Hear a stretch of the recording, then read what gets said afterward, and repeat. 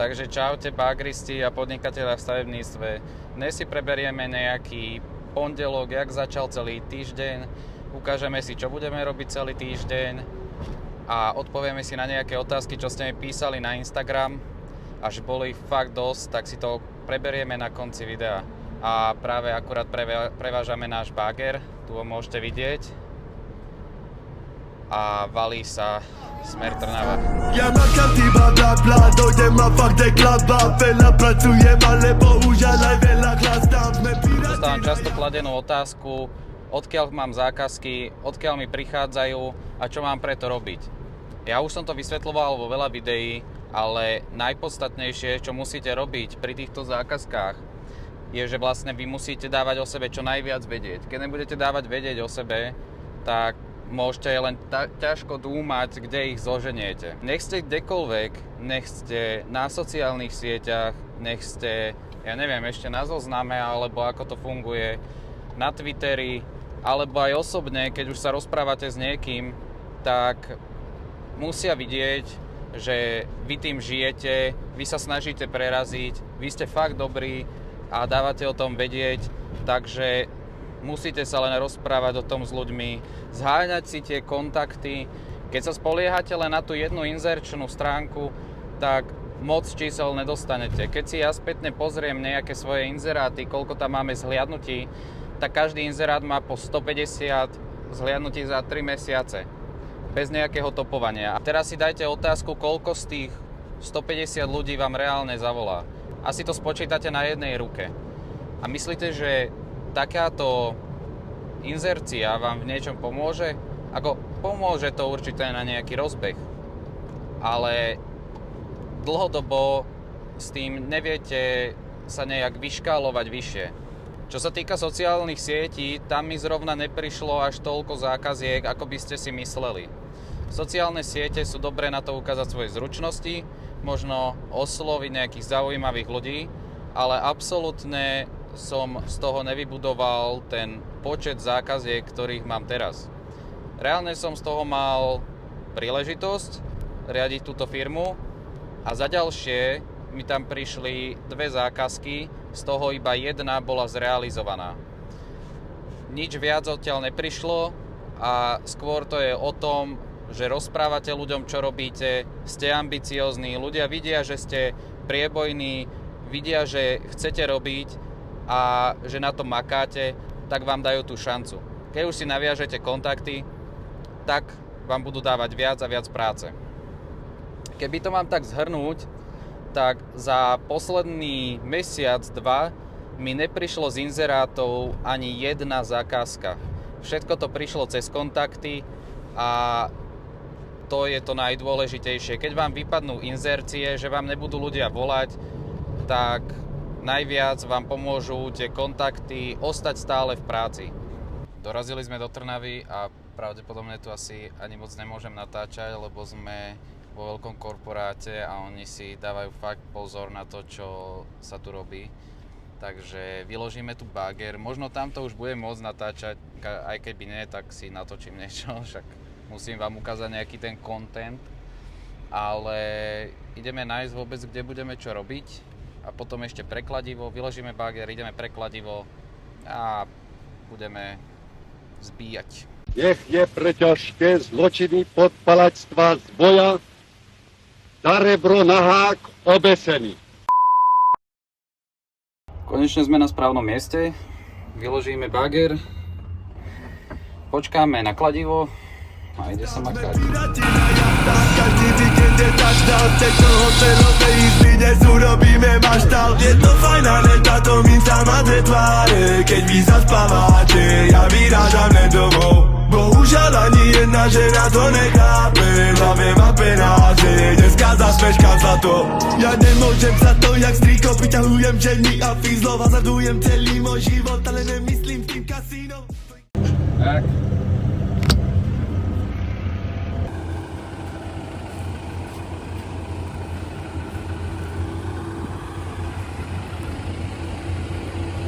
Máme hotovo, v Trnave sme vybavení. Mám tu ešte jednu obhliadku, od ktorej sme reálne, že 100 metrov. Je to pri takýchto solárnych paneloch. a bude sa tu niečo s trafostanicou robiť, ale to vám ešte nebudem ukazovať, pokiaľ to nemáme nejak dohodnuté. No a toto je presne to, čo vám hovorím, že nech robíte čokoľvek, nech hľadáte rôzne zákazky, tak preto by ste mali dávať o sebe vedieť, lebo pridal som jeden príspevok na Instagram a už sa o mne vedelo, že som tu a už hneď mali pre mňa prácu. Čiže hovorím vám, dávajte všade o sebe vedieť a budete mať zákazky. Inak jak tu chodím okolo tých solárnych paneloch a máme tu prácu okolo nich, tak hneď si spomeniem na najväčšieho bowlera solárnych panelov, shoutout to Soli. Dáme si teda tu Q&A. Dokončili sme všetky práce, už sa venujem iba vám. Mám tu asi najdrahší Q&A setup, tak poďme na to. Dobre, to by šlo. Máme tu prvú otázku, čo sa týka bágrov, či nový alebo starý. Presnejšie, starší báger cash alebo nový báger leasing. Je to veľmi individuálne, záleží, čo beriete ako starý báger. Niekto to môže brať báger, čo má 8-10 tisíc motohodín, niekto ho môže brať, že to má 4 až 6 tisíc motohodín.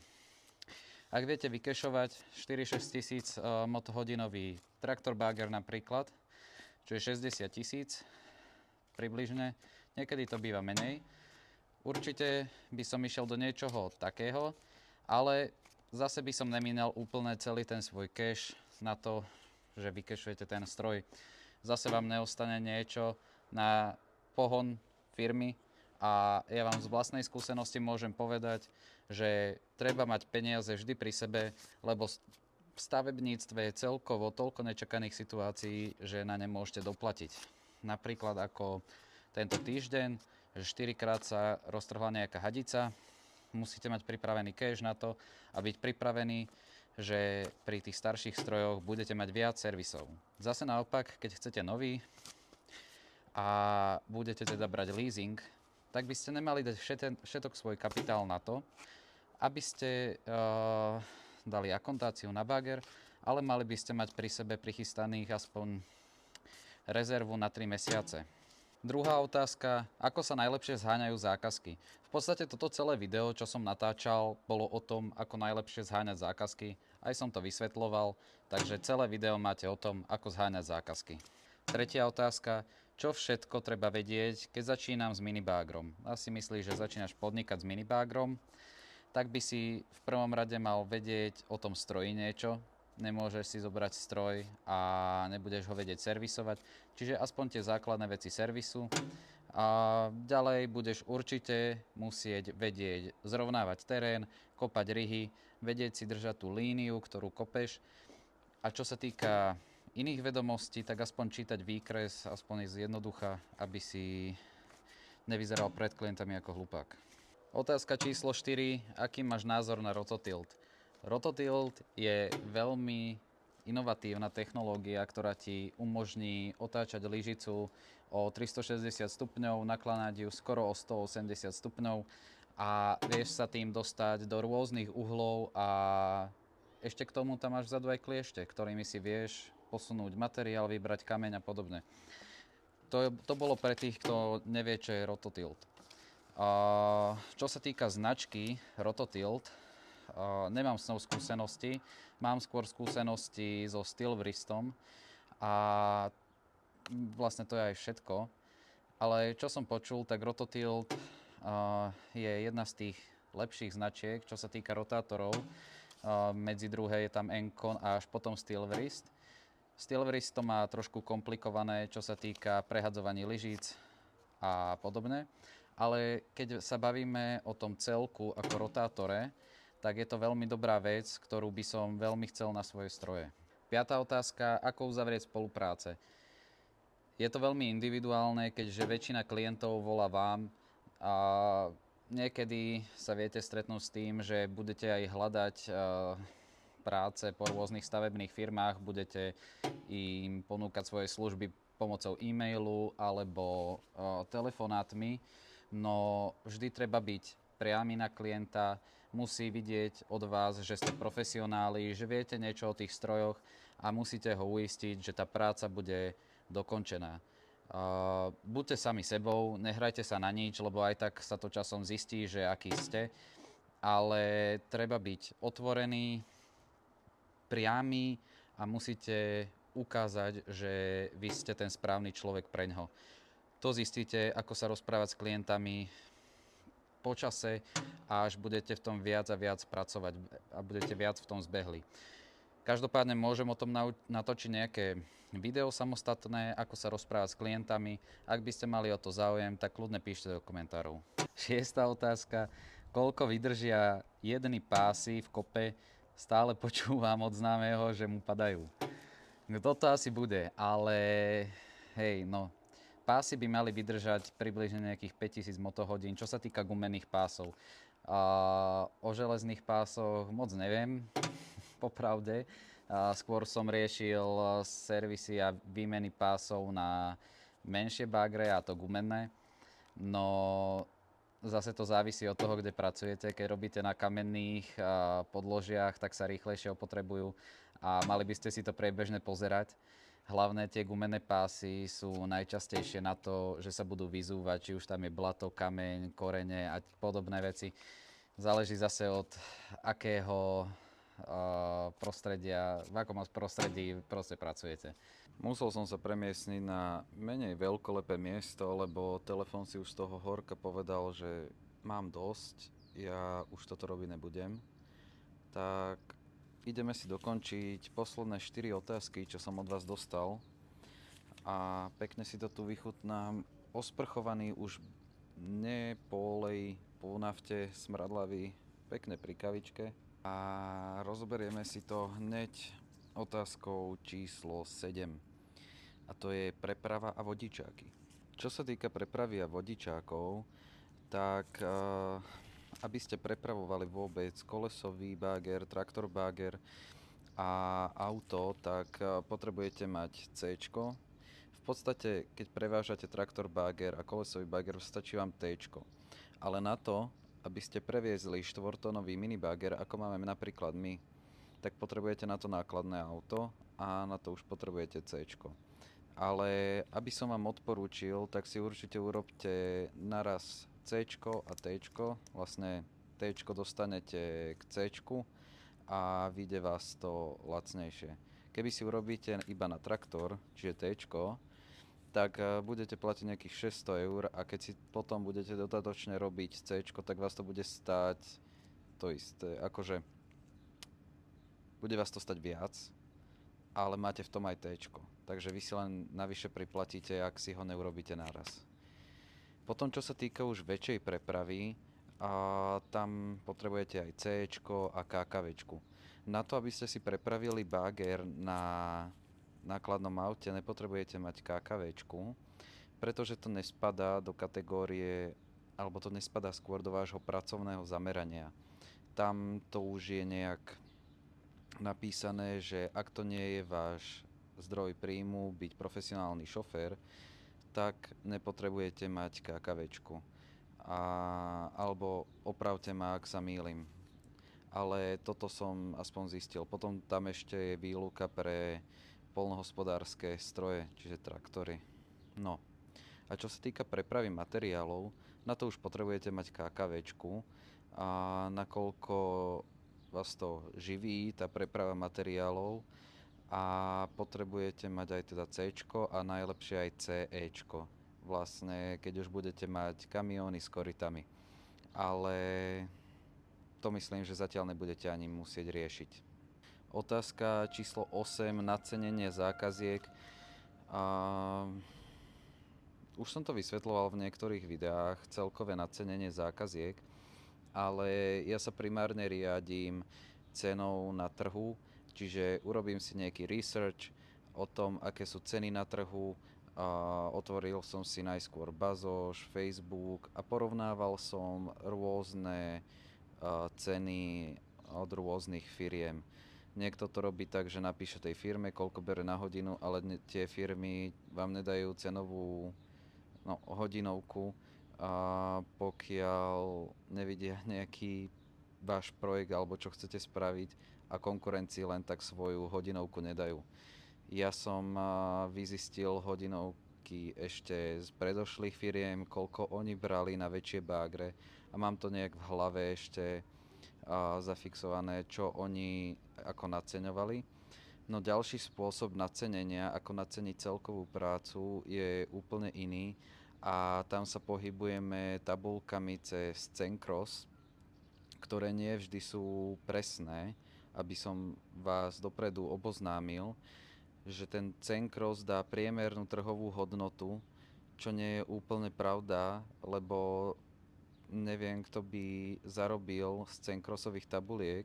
Keď som to pozeral, tak meter kubický zeminy vykopať 3. triedy alebo 1. až 4. triedy, neviem, ako to tam presne bolo, tak vychádzalo na 83 eur na meter kubický, čo asi nikto nedá. Takže by som, riadil sa podľa Cenkrosu, ale potom by som zvážil, či to je relatívna čiastka, alebo tam vieme o trošku znížiť a hlavne si prerátajte tie svoje náklady a aký tam by bol v priemere ten zisk. Čiže to už je vysoká trieda naceňovania cez Cenkros a robí sa to pri veľkých projektoch. Takže toto bolo asi všetko k naceňovaniu. 9. otázka. Mohou lidé s epilepsií pracovať na stavbě? Smejem sa preto, nie, že by mi to bolo vtipné, že ľudia s epilepsiou, ale že som sa s tým ešte nestretol. Ale ja si myslím, že hej, prečo nie? Akože, ak ten človek nedostane epilepsiu niekde uprostred lesa, kde je sám a nemá ho kto zachrániť, tak asi by tam bol problém. A videl som už rôznych strojníkov, ale stavbárov, ktorí boli pod vplyvom hocičoho. Ako epilepsia je už trošku horšie na tom, lebo vy keď dostanete záchvat, no neviem ani ako to funguje, ale nechcem sa k tomu vyjadrovať úplne, pretože nestretol som sa s tým, ale podľa mňa ak pracujete v nejakom tíme, že si sádrokartonista a máš okolo seba 3 ďalších sádrokartonistov, tak asi môžeš. 10. a posledná otázka. Jak ste sa stal bagristou? Zdelil ste řemeslo nebo náhodou? Asi tam malo byť zdedil ste a nezdedil som remeslo. Ja som v podstate prvý bagrista v mojej rodine. Viem, že detko bol kedysi bagrista na, ako sa to volá, UDS. No, na UDS-ke bol detko bagrista, ale celý život bol na farme. No a nikto iný z rodiny nie je bagrista. Otec je kamionista a to je všetko. Všetci boli možno na traktoroch, ale ja som prvý vlastne z rodiny, kto robí na strojoch. Už teraz nás je viac, ale ja som bol prvý. A náhodou to tiež nebolo. Ja som vlastne študoval stavebnú školu. Celý život som robil na stavbách ako brigádne. Ďalej vlastne mal som k tým stavbám blízko, ale môj prvotný plán bol podnikať v takom ľahšom odvetví, nejaký e-commerce, alebo mať bar, alebo taký jednoduchý biznis. No, jednoduchý, zrovna to nebol, ale takto nejak bola moja predstava. No a ja som začínal vlastne s tým, že som prevádzkoval šíše v Trnave. A prenajal som si vlastne časť baru a pre ten bar som robil vodné fajky. No a tam chodilo veľa stavbárov. A dokonca aj môj známy bol stavbár a vlastne developer. No a nejaké sme sa rozprávali o podnikaní, tak som mu spomínal, že by som možno išiel aj ja do tej stavbárčiny, lebo reality ma bavili, robil som aj realiťáka, domy ma bavia, už aj to, ako som na škole navrhoval domy, to bolo dosť atraktívne pre mňa, ale nevedel som, ako tam začať. Tak som sa ho pýtal, že ako by som mohol začať a hovoril, že si mám nájsť nejaké zameranie jedno a potom to zameranie predať ľuďom. Takže ja už som išiel s tým do bagrov, že chcem v tom podnikať. Takže som si urobil strojnícky preukaz, našiel som si niekoho, kto ma naučil na tých bagroch a o 2 mesiace neskôr som mal prvú zákazku, ktorá trvala asi mesiac. No a potom som si povedal, že nechodí mi toľko zákaziek, ešte to neviem úplne tak zmanéžovať celé. A našiel som si nejaké stavebné firmy, pre ne som robil dlho. No a teraz už sa to rozbehlo tento rok a napreduje to, takže dúfam to pôjde len k lepšiemu. No a mám prichystaných oveľa viac vecí, čo by som ešte tento rok mohol stihnúť, tak sa nechajte prekvapiť a vidíme sa zas inokedy. Čaute.